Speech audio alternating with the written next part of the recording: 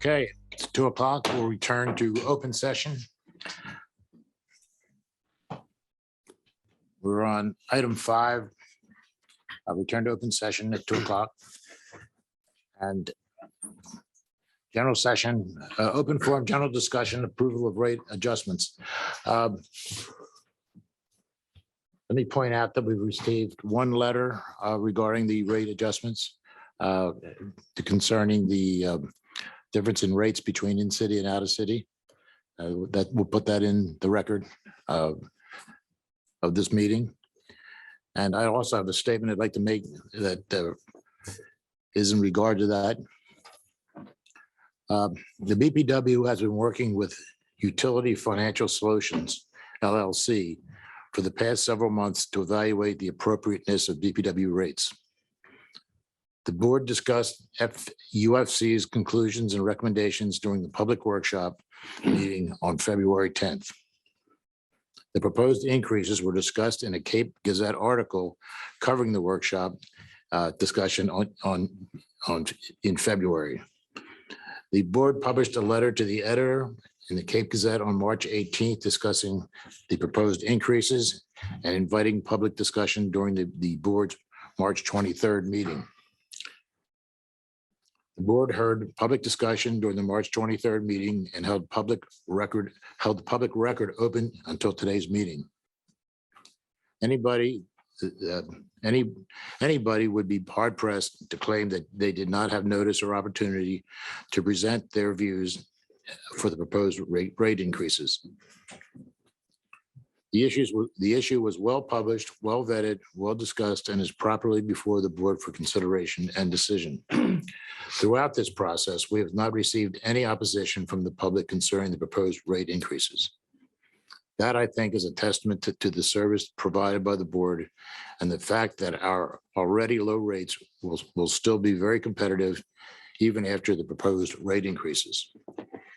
Although there has been no opposition expressed concerning the proposed rate increases, one resident has been consistent in expressing his concern over the longstanding BPW practice of charging different rates for in-city and out-of-city residents. I'm sure I speak for the whole board when I say that we have taken this concern to heart. And while we respect the respective perspective from this that's been offered, we frankly reached a different conclusion on the issue. Bottom line is that while the BPW governs itself independently from the city, there will be material separation. While there is material separation between the BPW and the city, the BPW nevertheless retains an inherent connection with the city. And that connection and associated classification as municipal utility affords the ratepayers certain benefits that are shared by out-of-city ratepayers. Due in part to these benefits, it's not surprising that other municipalities such as Newark, Dover, Felton, Magnolia, Rehoboth Beach, Bethany Beach, Milford, Georgetown, and Smyrna all charge different rates for in-city versus out-of-city. BPW's practice is not unique. The rates the board charges, even with the proposed increases, are competitive, fair, and reasonable. And I have to believe, especially in the city where the public is not shy about making their voices heard, that if there was a disagreement, we would have heard it by now. But the simple fact is that we have not heard such public opposition and concern. What we have heard is a well-researched, documented recommendation from UFC supporting gradual rate increases across the next several years. I appreciate UFC's efforts and the efforts of the BPW staff in evaluating this issue, and I'm personally comfortable proceeding with the recommended as proposed.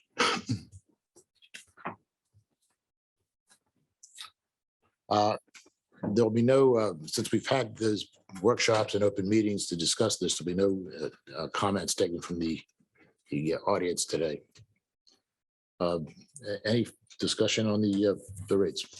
Kim, do you want to discuss what minor adjustments have been made since the first? No, you would want to do these individual, so we Yeah. would stay with the resolution on the rates. Mhm. The only, before we have Mike read resolution up to you, resolution by title only, similar to how we do in the past.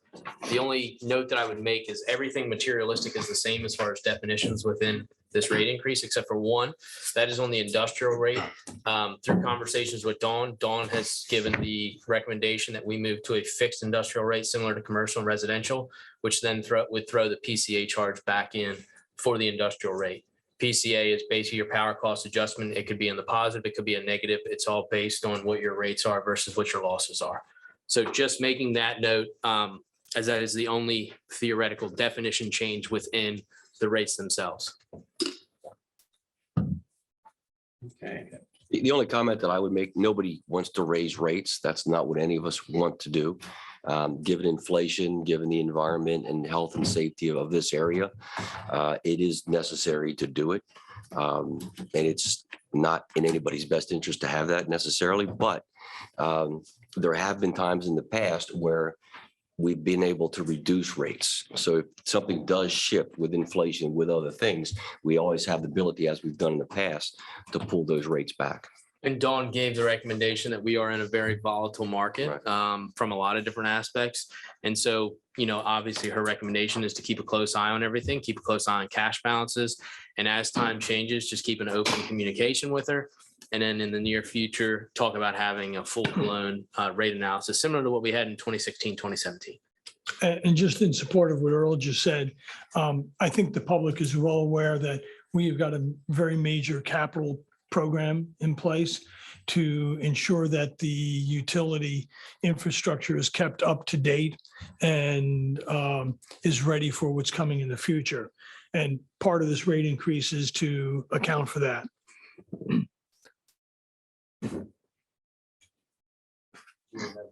Mike. Yeah, Mike, why don't you read the resolution on this? So I make a motion, we read it by title only, Save us some- unless anyone wants to read 30 some odd pages. Roughly 35. All in favor? Is there a second? Yeah, second. we had a second. Mike, would you, we have a motion to accept the resolution?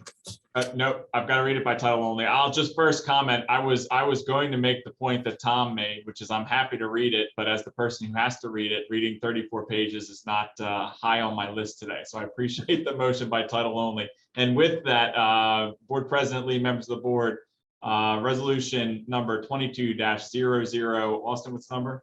3. 3.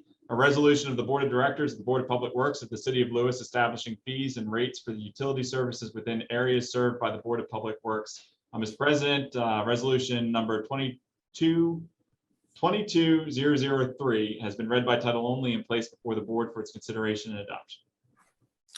Do I have a motion to accept it? Make a motion to accept the rates as proposed. Second. All in favor? Aye. Thank you.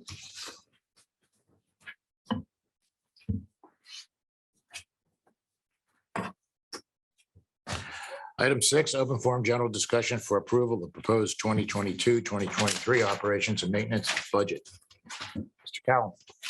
If you just want to highlight the 2 changes that were made. So from the last time it was presented, I added $33,820 to electric repairs and maintenance. It came up to decommission the lines and rebuild circuit 2 by the So- canal. Yeah, so circuit 2 goes underground from the end of Chalet all the way across to American Legion Road. And then it's double dead ended. And then it actually comes back out to the where the old drawbridge is. That whole line is going to be decommissioned. It's going to be brought down. And then going out towards east of Maui, all those poles were completely rotted away and eaten away from blue jays. Or woodpeckers, I think. So we actually put mats out there to go out there and rebuild that entire line from American Legion Road out to east of Maui. And then we're putting the same mats to decommission the line that went out to the drawbridge. How long have we known this? About About the condition of this? This is the first I remember hearing about.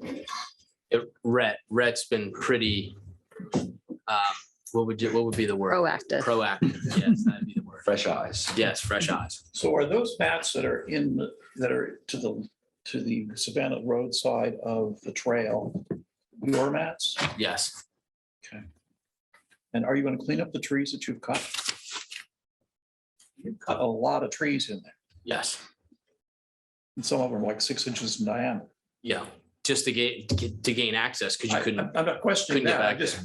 back I just hate to see all that debris left laying. It hasn't been cleaned up at all. Well, a lot of it has, because we had to get back there. We knew we were gonna have to put the mats down there because once we got back to identify how the poles were doing, that was when we realized that there was gonna be a little bit more work done to make sure that that line was still in good condition.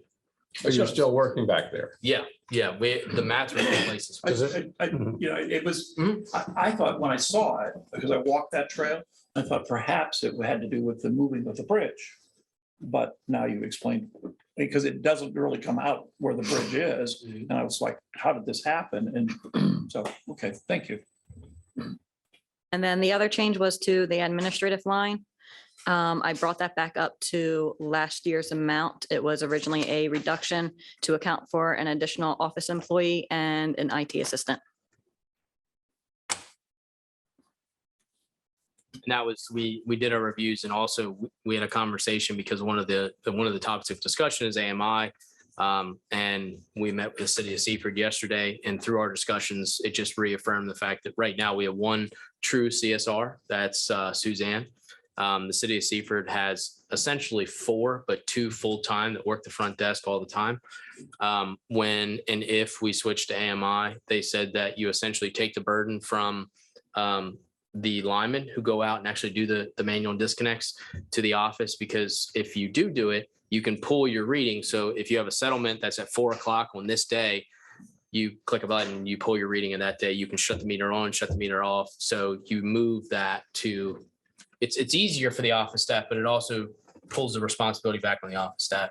And then on the IT side, Josh is only one person. And so at this point in time, if we do move that way, Josh is maintaining the wastewater treatment plant, the water plant, all the offices we have, since we're not all in one location. So the electric office, the water office, and our building.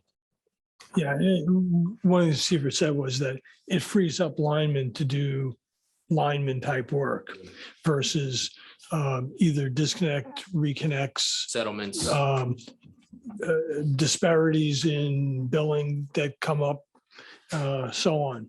So it's, it's a shift, but it's actually a cost savings in the long term. How long has Seaford had it? 2018 was when it was implemented. It was October of 2018. I ask a question about what the current practice is. I had a tenant who just moved in last week. She was required to go get a picture of the meter herself. Yeah, it depends on which. So if it's a tenant, they have the option of taking the picture or sending our guys out. So.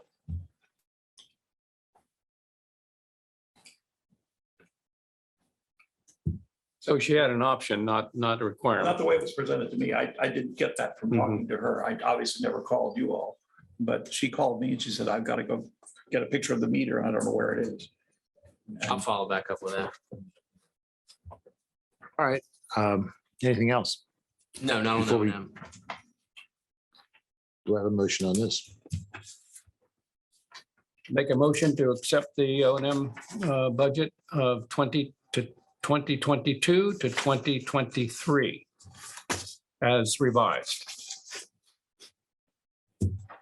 I'll second it. All in favor? Aye. Opposed? Okay, that's good.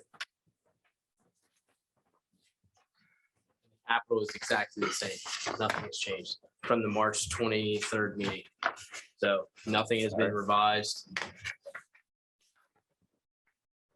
Any further comments or questions before we vote on that? I think we've been through it quite a bit. Do I have a motion to accept the 22, 23 to 26, 27 capital budget?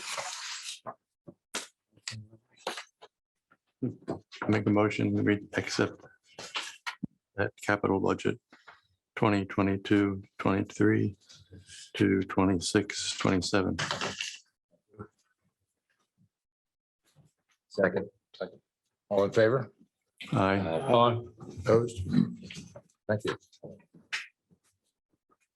Call to the public? Yes, Robert.